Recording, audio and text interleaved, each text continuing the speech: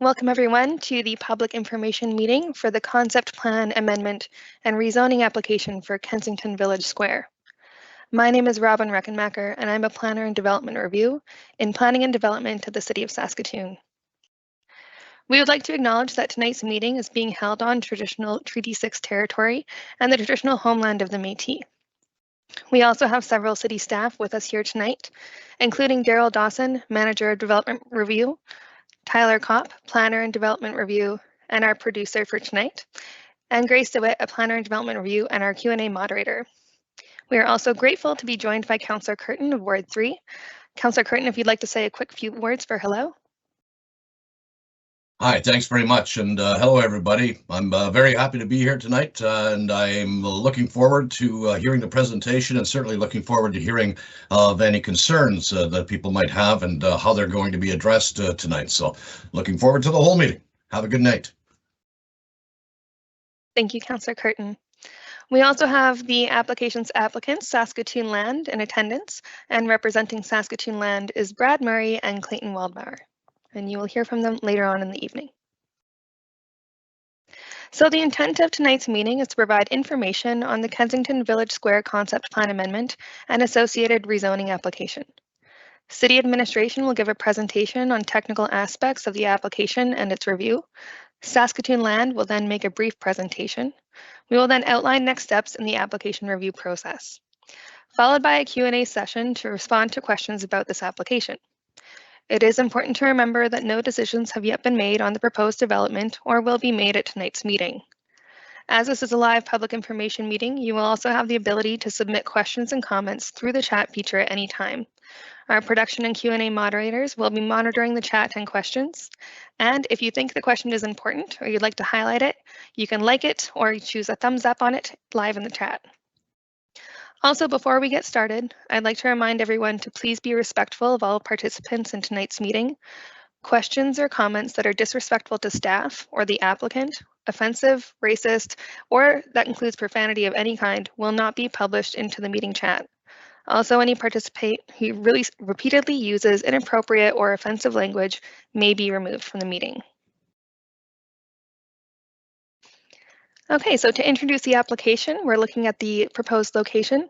So Saskatoon Land has submitted an application to amend the Kensington Neighborhood Concept Plan as outlined in red on the map, and an associated rezoning application within the Kensington Village Square area.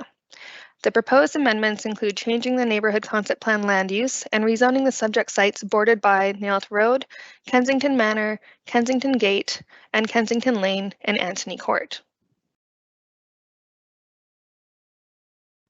So for site context, the existing site is largely undeveloped and surrounded by undeveloped sites.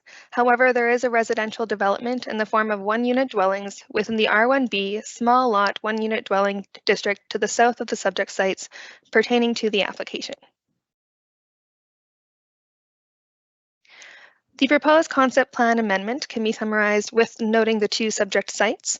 The two sites are currently designated as multi-unit townhouse land use, which provides for a mix of townhouse units in the stacked group and group form. The proposed land use designation is for a medium density multi-unit apartment style land use, which would provide for a mix of multi-unit housing comprising of apartment style 3-story buildings and groups. For the proposed zoning amendment, the current zoning district for the site south of Kensington Gate West is RMTN, which is Townhouse Residential District. This is intended to provide for comprehensively planned low to medium density multiple unit dwellings in the form of townhouses, dwelling groups, and other building forms.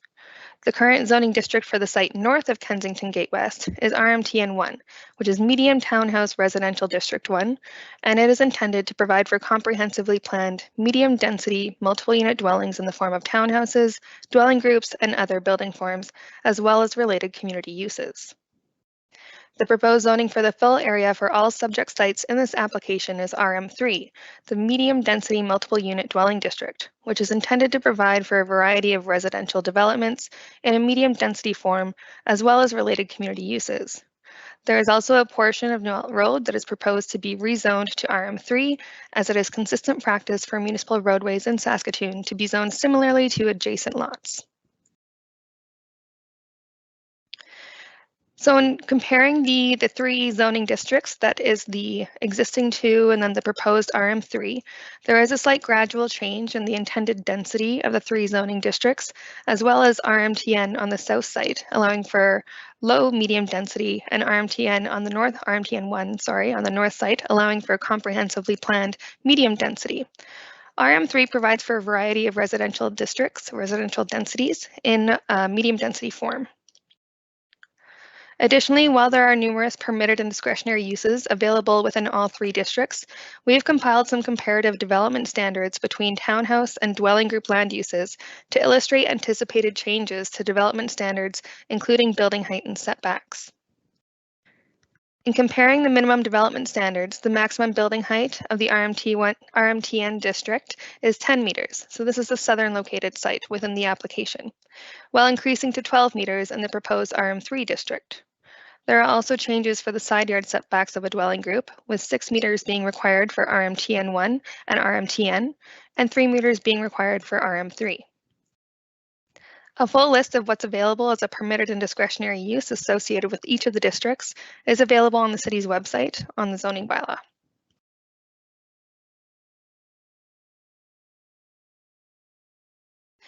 To review the technical review, no concerns were identified by internal city divisions that would preclude this application moving forward. However, building setback concerns were identified by a development review, and the city has been working with the applicant to address concerns through exploring a tool that would restrict development to ensure appropriate setbacks are maintained along the southern property line as shown. And the applicant has proposed approximately a 10-meter setback. To review the engagement response, for the public notice, 147 letters were mailed to neighboring property owners on August 14th, 2023, and additionally, Councillor Curtin and the Community Association were notified as well on that date. The Engage page was also launched, and the public comment period, the initial one, was open from August 14th to September 8th, 2023. 24 responses from individuals were received in opposition to the proposal. In summarization of the themes within those opposing responses, there was an opposition to the increased density of the sites, and a concern with potential increase in local traffic, concern regarding apartment-style buildings in the neighborhood, concern regarding the potential for special care homes in the neighborhood as well.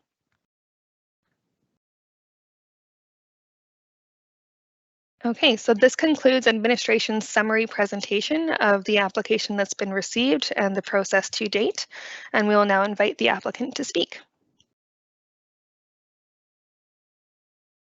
Thanks, Robin. I'm not sure if I'm live. I don't see a. There we go. Thanks, Robin. My name is Brad Murray. I'm a land development project manager with Saskatoon Land. So Saskatoon Land is a developer of the Kensington neighborhood. It was approved by council back in April of 2012. And so we're applying to amend that concept plan to add a little bit more density to these two sites and to rezone them to RM3 from their current RMTN and RMTN1 zoning. So this change in land use will address market needs. There's a greater need for affordable housing, apartment style units. Sites have been, particularly one in particular has been on the market now for quite a long time as a townhouse type site, and we have not seen any interest for a number of years. And so, like much of the city these days in our neighborhoods, we're just seeing a lot more demand for apartment style dwellings. So we do have a builder in agreement for the southernmost site. Their intent is to build apartment style rental market housing for the project. So we have been in dealing with them, and they're eager to move forward with the project pending the zoning and land use amendments. The location of these sites is in Kensington Village Center area. This area is well suited for this type of medium density development. The roadway network can handle traffic. It's in close proximity to amenities, the Village Square Park, the Core Park, the ponds, the other open spaces. So we feel this has always been the intent of this part of the neighborhood as a focal point, is to accommodate these types of densities and get more people living in there and kind of build out that sort of pedestrian-oriented environment that we've always envisioned for this area. So we see this as the next step in getting some development moving in the Kensington neighborhood. We're certainly invested in the development of this neighborhood and seeing its successful continued growth. So yeah, we're looking forward to moving ahead with this application. Thanks, Robin.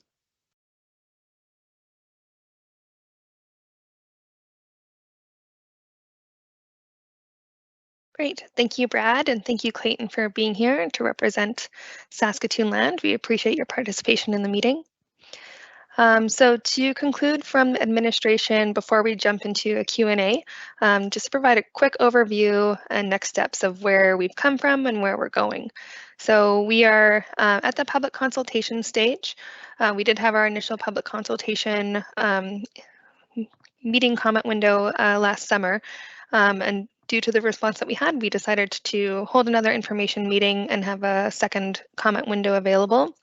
After the second comment window has closed, we will proceed to reviewing communications that we have received, take next steps, and those next steps may include preparing an engagement report, sharing that engagement report on the Engage page, and then proceeding to committee and council after.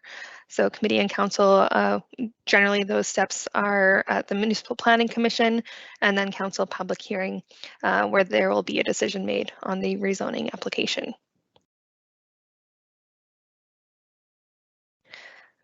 Okay, well, we're available for questions from anybody that's streaming in. If you're also not streaming in, but you're watching a recorded session, please head to our Engage page that's linked on the screen here. So saskatoon.ca/engage/Kensington Village Square. My contact information is available there, and we're happy to receive any questions or comments further.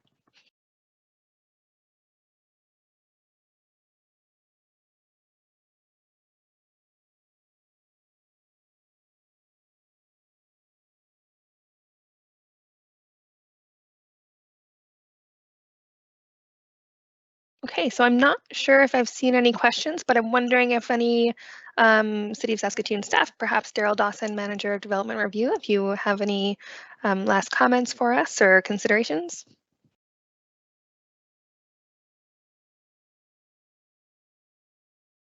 Thank you, Robin. As Robin noted, I'm Daryl Dawson, Manager of Development Review. Just want to thank Robin and Brad for your presentations. We can tell that we do have some attendees, and if there's questions, you can type them in the Q&A. If not, we can just kind of provide a quick response to some of the information we heard and what we've observed. What's important to note is this site is currently RMTN, provides for residential development in the form of a dwelling group. And one of our concerns from a planning perspective is that the dwelling group could have different forms. It could be in the RMTN, that could be an apartment, could be a street townhouse, could be a 1 or a 2 unit dwelling. And the setback of those buildings right now from the R1B to the south and the southern site is 6 meters. With the RM3 rezoning, the buildings can be taller. They can be up to 12 meters, so 2 meters taller, about 6 feet taller. And so what we want to do is ensure that there's appropriate separation distance. The RM3 only has a 3 meter setback for side yards. So you have a taller building close to the property. And that's where Saskatoon Land is looking at using a tool to make sure we have, and they're proposing a 10 meter setback minimum. We don't have a building permit in place for these yet. We haven't had an application. The proponent is looking at developing the sites, but we do want to make sure on the southernmost parcel that you can see highlighted in red on the screen, and thank you for putting up the concept plan, that there be appropriate distance between the taller apartment buildings and the 1 unit dwellings to the south.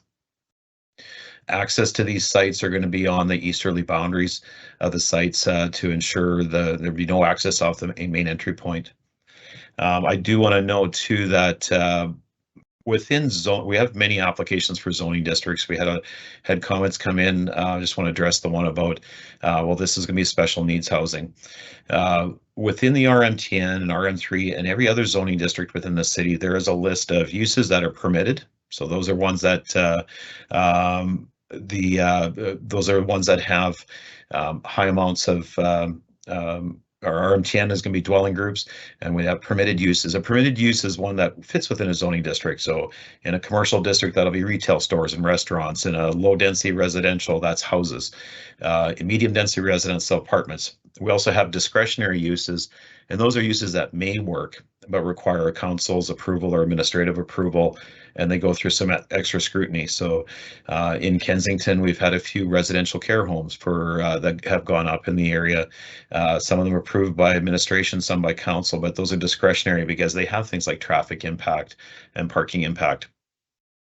The within the RM3, there are further uses, and a special care home and special needs housing, as well as residential care homes, are listed as permitted uses, or a special care home and residential care home are permitted uses, as well as apartments, as well as dwelling groups and one-unit dwellings, and all the uses in RMTN.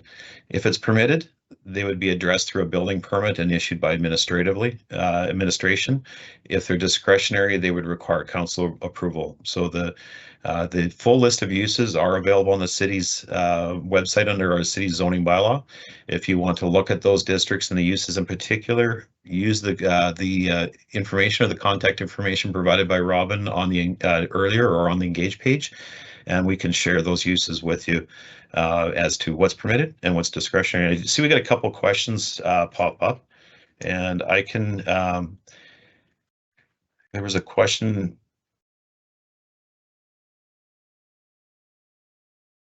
Is there an increase in width?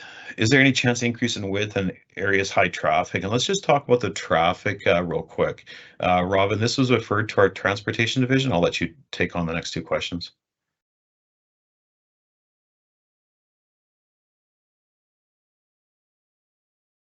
We have a pause while we switch over on our camera side.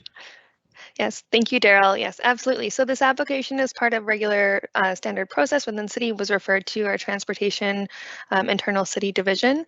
They did not indicate any potential concerns or increase of road width required. The proposed increase of density for an associated rezoning such as this could be accommodated within the existing transportation infrastructure within the neighborhood.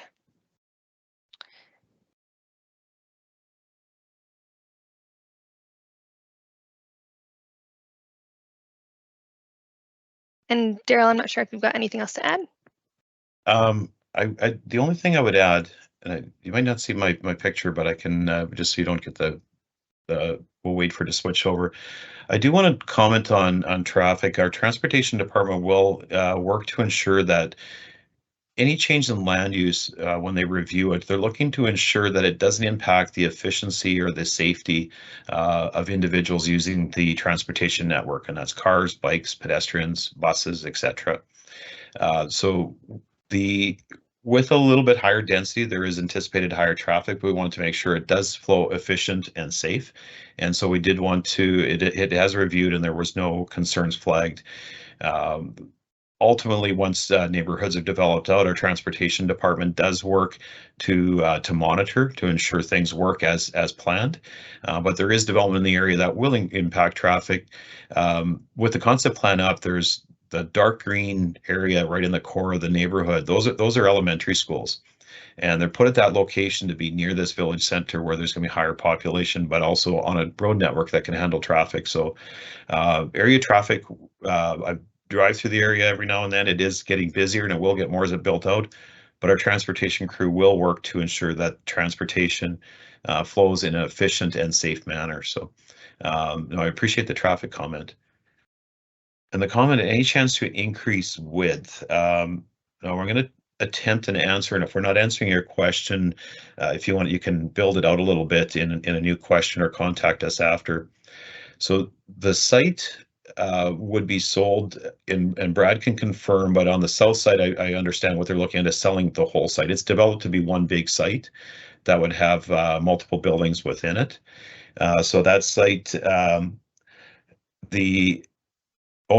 somebody just one of my colleagues said they're talking about road width, and I don't think there was any requirement to increase road width. If that's the question about road width, we'd be dealing with the roads that are developed.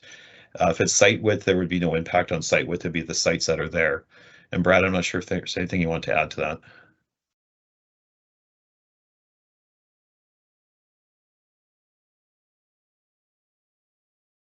We apologize. Thanks, Daryl. It's lagging on switching fine. over, folks. Thanks, Daryl. No, I would just say that the roadways that are in that village center area are they're our typical collector roadway widths that we use. Plus, they have center medians to separate the traffic flow. And also with the way the roadways are laid out in the village center area with the roundabouts, the access to Knoll Road, it's really, you know, one of our main objectives in this whole village center area was to have safe management of traffic, particularly as it relates to those. I will say those are sites that we've set aside for schools. There's been no commitment yet by the school boards, but we're always hopeful that they will get developed. But that sort of triangular arrangement of roadways was a way of allowing the school sites to have a safe drop off and pickup while allowing other residents traveling to different parts of the neighborhood coming in off Knoll Road to be able to get to those areas without actually passing by the school. So definitely traffic circulation was one of our main, safe traffic circulation was one of our main objectives in designing that portion of the neighborhood. So. And thanks for the clarification on the proposed school area looks narrow roads. I just want to build on what Brad was saying, just because it's in the general area and we have time. Hopefully we can get schools announced in this area sooner than later. So we'll be watching for the provincial government to give us indicators of when the schools would get built. But in the development process of schools, we do work with them on transportation reviews to ensure that the traffic can flow the best possible to our schools.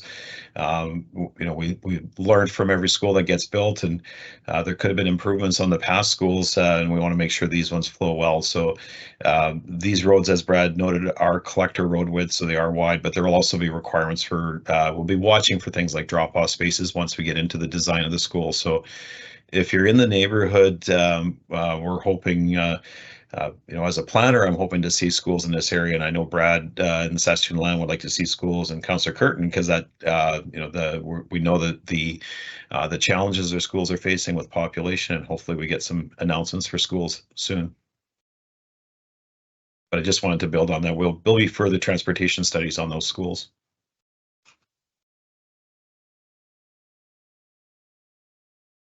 And this is where I'm going to put Councillor Curtin on the spot, because I know he was listening, but it was, since we've got only some questions and we got time. Councillor Curtin, is there any questions you have that you want to bring up, or any comments, or any questions, I guess, at this time? No, I don't really have any questions. I've been looking at this proposed rezoning for the last little while, so I'm pretty clear on what it is. I'm actually kind of excited about it, and the way I'll position that is, we know that there's such a need for more housing, not just in this city, but in every city across Canada. And so the opportunity to be able to supply that, and as we heard, I mean, this wasn't an exciting piece of property to begin with in terms of trying to get it sold. So we're going to be seeing a lot of changes in terms of zoning in this city and in every other municipality across Canada over the next number of months. This isn't part of that. That's why I'm talking about, of course, the Housing Accelerator Fund that the federal government is offering to municipalities. But the fact that housing is in such dire need, I'm really welcoming this project.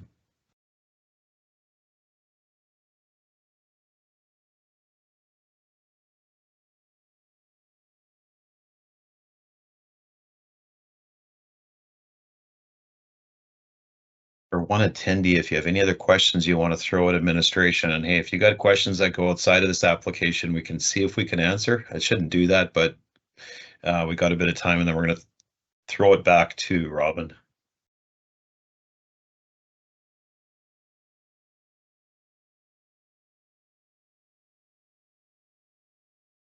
Just seeing if any new questions show up.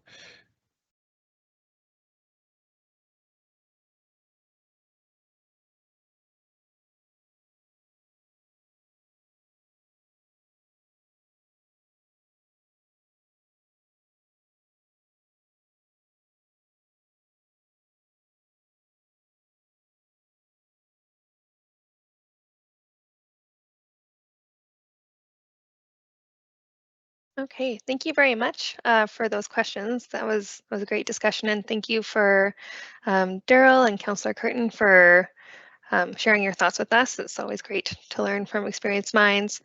So I think that we will wrap up the meeting. I'll just ask maybe Saskatoon Land one more time if you've got any other comments you'd like to share, or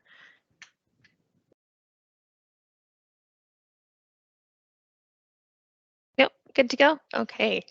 Just Well, waiting thank to go you. live. Yeah. Sorry, Robin, just waiting to go live there. No, just thanks for entertaining the application. Like I said, Saskatoon Land is, really invested in the success of the Kensington neighborhood, and we're looking forward to this being, hopefully to be approved, and we can move forward, getting some more people living in the neighborhood and moving ahead with development. So from our perspective, we're like I said, we're looking forward to moving ahead with this project and spurring future development in the Kensington neighborhood. Thank you very much, Brad.